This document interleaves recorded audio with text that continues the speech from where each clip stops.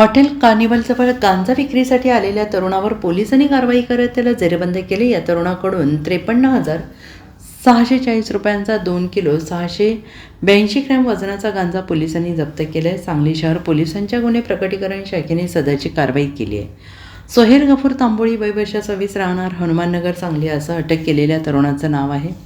नशामुक्त भारत मोहिमेअंतर्गत जिल्ह्यात अंमली पदार्थांची तस्करी करणाऱ्यांवर कारवाई करण्याचे आदेश पोलीस अधीक्षक संदीप घुगे यांनी दिलेले आहे. त्यानुसार सांगली शहर पोलिसांचे एक पथक संशयितांचा शोध घेत होते. यावेळी पथकातील कर्मचाऱ्यांना माहिती मिळाली की संशयित सोहेल तांबोळी हा गांजा विक्री करण्यासाठी हॉटेल कार्निवलजवळ येणार आहे. मिळालेल्या माहितीनुसार पथकाने या ठिकाणी सापळा लावला असता काळीबाट ते हरिपूरकडे जाणाऱ्या मार्गावरील वरद कॉलनी येथे तांबोळी थांबलेला दिसला.